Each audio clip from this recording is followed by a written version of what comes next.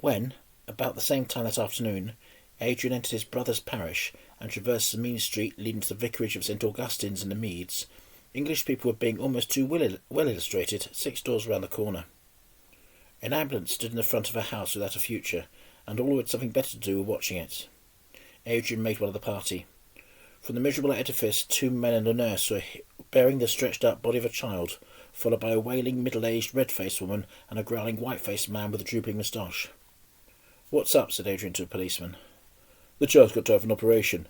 You'd think she was going to be murdered instead of having the best care can give her. There's the vicar. If he can't quiet her, no one can." Adrian saw his brother come out of the house and join the white-faced man. The growling ceased, but the woman's wails increased. The child was ensconced by now in the ambulance, and the woman made an unwieldy rush at its doors. "Where's their sense?" said the policeman, stepping forward. Adrian saw Hilary put his hand on the woman's shoulders. She turned as if to deliver a wild-mouthed imprecation, but a mere whimper issued. Hilary put his arm through hers and drew her quietly back into the house. The ambulance drove away. Adrian moved up to the white-faced man and offered him a cigarette. He took it with a "Thanks, mister," and followed his wife. All was over. The little crowd had gone. The policeman stood there alone. "The vicar's a wonder," he said. "That's my brother," said Adrian. The policeman looked at him more respectfully. "A rare card, sir, the vicar." "I quite agree. Was that child very bad?" "Won't live the day out unless they operate. Seems as if they had saved it up to make a close run. Just an accident, the vicar happening upon it. Some people would rather die than go to hospitals, let alone their children." "Independent," said Adrian. "I understand the feeling." "Well, if you put it that way, sir, so do I. Still, they've got a wretched home in there, and everything of the best is in the hospital." "Be it never so humble," quoted Adrian. "That's right, and in my opinion it's responsible for these slums. Very slummy round these parts, but try and move the people, and don't they let you know. The vicar does good work, reconditioning the houses, so they call it. If you want him, I'll go and tell him." "Oh, I'll wait." "You'd be surprised," said the policeman. "The things people are put up with sooner than be messed about. And you can call it what you like. Socialism, communism, government by the people for the people, all comes to that in the end, messing you about. Here, you move on. No walking in the street."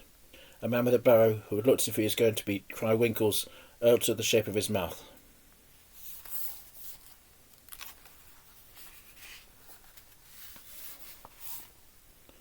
The telephone rang, and a voice said, "The vicar?" "Yes, sir, that girl. Too far gone to operate. So if you'd come, sir." Hilary put down the receiver, snatched his hat, and ran out of the house. Of all his many duties, the deathbed was least to his taste, and when he alighted from the taxi before the hospital, the lined mask of his face concealed real dread. Such a child, and nothing to be done except patter a few prayers and hold her hand.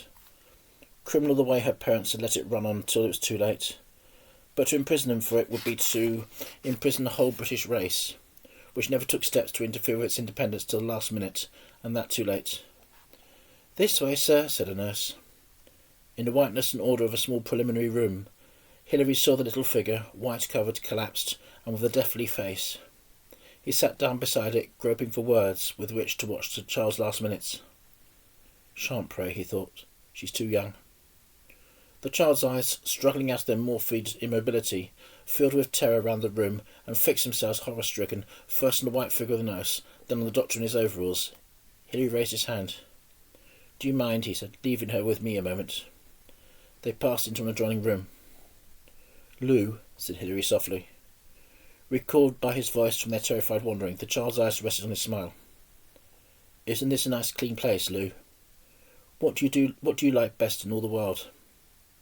The answer came almost inaudibly from the white puckered lips. "Pictures." "That's exactly what you're going to have every day, twice a day. Think of that. Shut your eyes and have a nice sleep, and when you wake the pictures will begin. Shut your eyes and I'll tell you a story. Nothing's going to happen to you, see?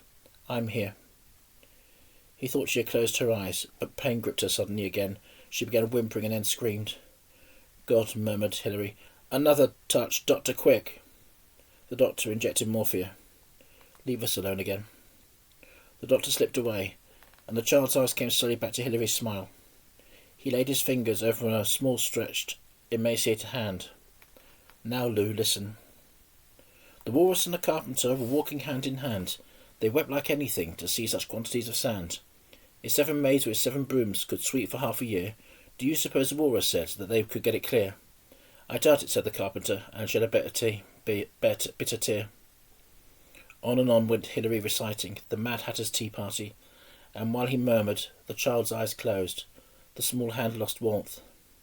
He felt its cold penetrating his own hand and thought, now God, if you are, give her pictures.